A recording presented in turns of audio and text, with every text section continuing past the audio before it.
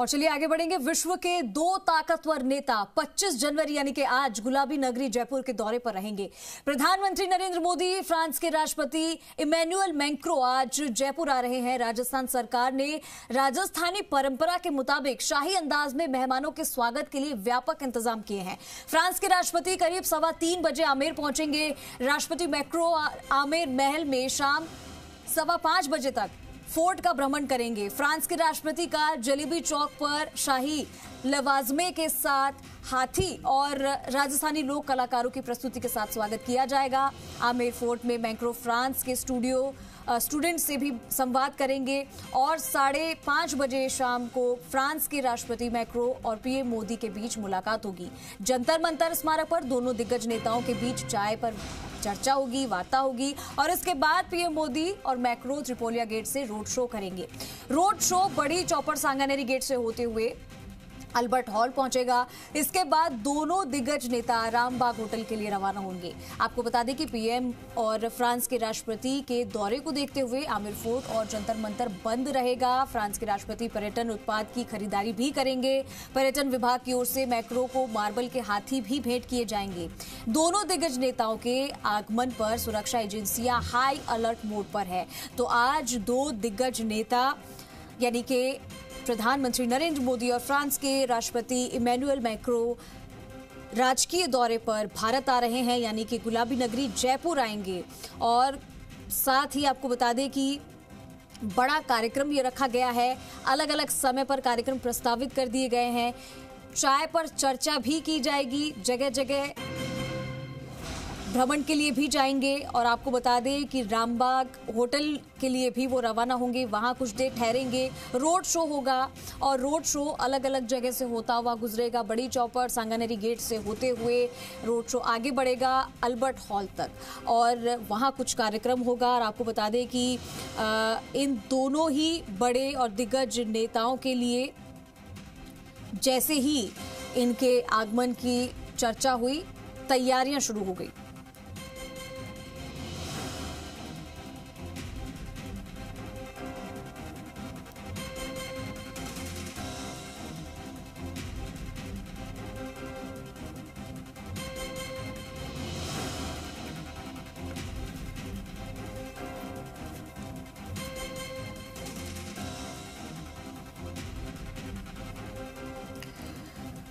और चलिए ज्यादा जानकारी के लिए हमारे सहयोगी शशि मोहन हमारे साथ लाइव जुड़ चुके हैं। उनका रुख करते हैं। शशि, इस वक्त विश्व के दो ताकतवर नेता, एक तरफ भारत के प्रधानमंत्री नरेंद्र मोदी, दूसरी तरफ फ्रांस के राष्ट्रपति मैक्रो गुलाबी नगरी जयपुर में आ रहे हैं। सबसे पहले तो ये बड़ी सौभाग्यशाली बात है कि गुलाबी नगरी जयपुर को चुना गया और प्रधानमंत्री नरेंद्र मोदी अक्सर जयपुर आए हैं और राजस्थान का दौरा किया है। अपने चुनावी रैलियों का दरमियान भी रोड शो भी उन्होंने किए हैं। तो देखा जा सकता है कि आखिर एक सवाल ये भी बनता है कि आखिर इन दोनों नेताओं को जब आना था तो उसके लिए जयपुर को ही क्यों खास चुना गया और क्या कुछ तैयारियां जयपुर की तरफ से की गई है इनके आगमन की?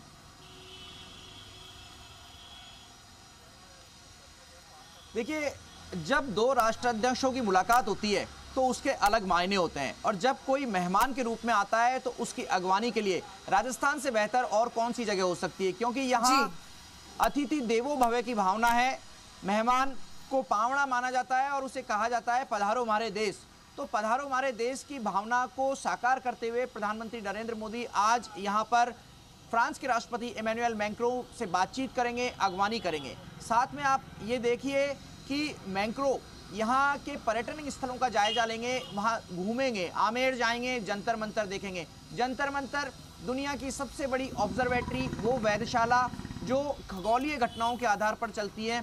सूरज की स्थिति देख करके वहाँ जो यंत्र हैं वो समय बता देते हैं और वो समय सेकंड पल घटी से भी इधर उधर नहीं होता है। 19 यंत्र हैं इस जंतर मंतर में, जिसमें 12 राशि चक्र हैं, बृहद सम्राट यंत्र है, लघु सम्राट यंत्र है, सूर्य घड़ी है। इसके अलावा रोड शो होगा देखिए, रोड शो का आपने जिक्र किया कि प्रधानमंत्री चुनाव में भी यहाँ रोड शो करके गए थे।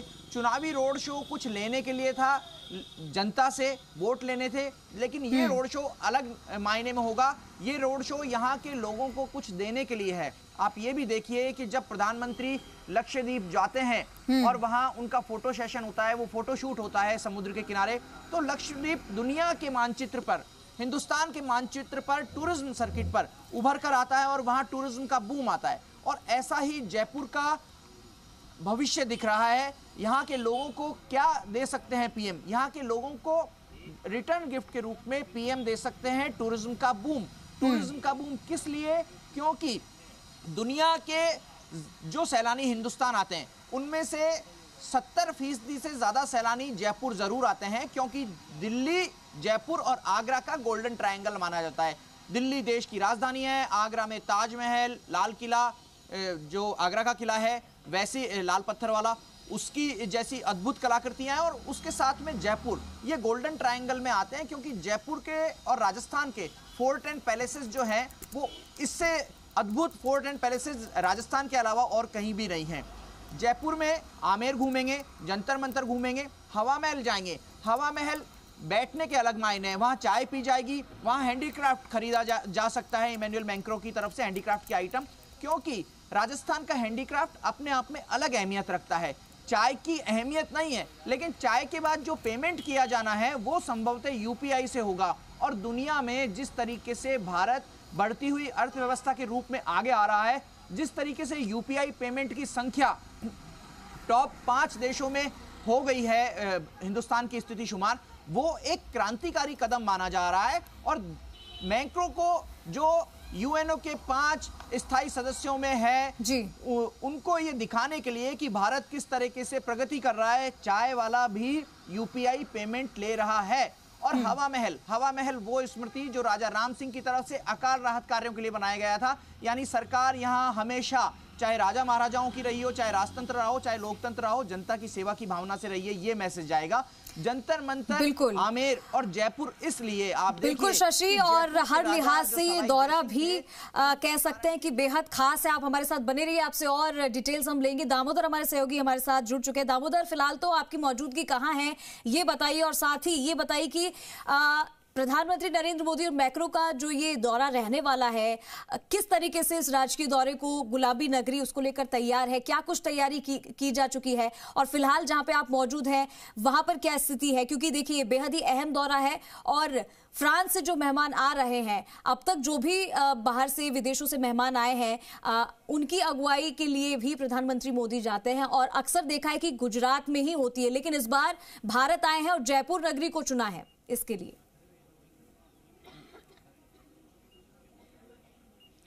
देखिए, दुनिया की दो सुपर पावर यानी आज जयपुर में मिलेंगे, और यहाँ जो जयपुर में जो फ्रांस के राष्ट्रपति और भारत के जो प्रधानमंत्री नरेंद्र मोदी के जो चर्चा होगी उसको लेकर पूरी दुनिया की नज़र है। ऐसे में अभी हम फिलहाल आमेर फोर्ट मौजूद है, जहाँ पर जो फ्रांस के राष्ट्रपति मैक्रो जो आएंगे यहाँ पर, क्योंकि उनके 3:15 बजे से 5:15 बजे तक का भ्रमण कार्यक्रम है, 2 घंटे का आमेर फोर्ट पे भ्रमण कार्यक्रम है। यहाँ पर स्कूली बच्चों से मिलेंगे, स्कूल के बच्चे भी यहाँ पहुँच चुके हैं। यहाँ की सुरक्षा व्यवस्थाएं चाक चौबंद कर दी गई है। करीब आमेर फोर्ट में जहाँ पर वो जो घर भ्रमण करेंगे, यहाँ पर करीब 300 पुलिस के जवान यहाँ तैनात किए गए हैं।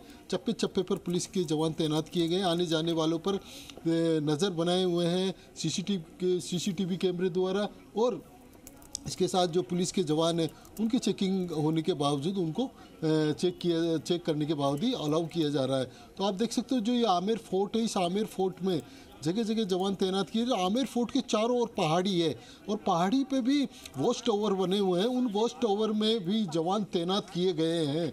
मैं वॉच टावर भी दिखाऊंगा आपको पहाड़ी का, क्योंकि थोड़ा सामने धूप है, ऐसे में जो सामने पहाड़ी पर वॉच टावर बने हुए हैं, जहाँ पर पिछली बार आकाशीय बिजली गिरी थी, वहाँ पर भी इन पहाड़ों पर जो क्योंकि राजा के समय पे ये वॉच टावर बनाए गए थे, वहाँ पर भी जवान तैनात किए गए। हमारे साथ पुलिस के अधिकारी, उनसे बात करेंगे कितने जवान तैनात किए गए, कितने सुरक्षा को लेकर क्या चाक चौबंद व्यवस्था की गई है, उसको लेकर हम पहले बात करेंगे। सर, आज फ्रांस के राष्ट्रपति आ रहे हैं, किस तरीके की यहाँ पर सुरक्षा व्यवस्था चाक चौबंद की गई है, कितने जवान तैनात किए गए, कहाँ कहाँ पर सुरक्षा व्यवस्थाएं बढ़ाई गई है?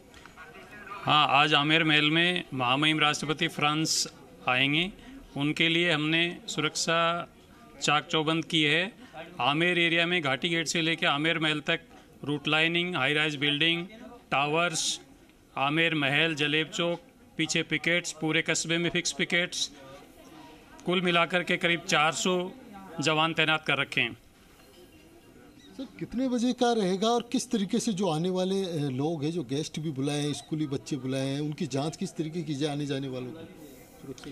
दोपहर बाद आना प्रस्तावित है माननीय महामहिम राष्ट्रपति महोदय का, और जो भी स्टूडेंट्स आ रहे हैं, अंदर इवेंट्स वाले आ रहे हैं, जो भी कोई और फंक्शन दिखाने वाले आ रहे हैं, उनके लिए हमने चेकिंग के लिए चांदपोल गेट पे मशीनें लगा रखी है, जिसमें DFMMD है, HHMD भी है। सभी को चेक करके ही एंट्री दी जाएगी और संबंधित डिपार्टमेंट इंश्योर करेगा कि कौन कौन आएंगे, उन्हीं को चेक करके एंट्री देंगे। देखिए, स्कूली बच्चे हैं, उनसे बात करेंगे, क्योंकि जो फ्रांस के राष्ट्रपति इन बच्चों से मिलेंगे, इनसे बात करेंगे, बच्चे कितने उत्साहित हैं इसलिए इसे भी लेके बात करते हैं। क्या कहेंगे आज, क्योंकि फ्रांस के राष्ट्रपति आ रहे हैं और ख़ास तौर से स्कूली बच्चों से वो बात करेंगे, क्या कहेंगे आज इस बातचीत के?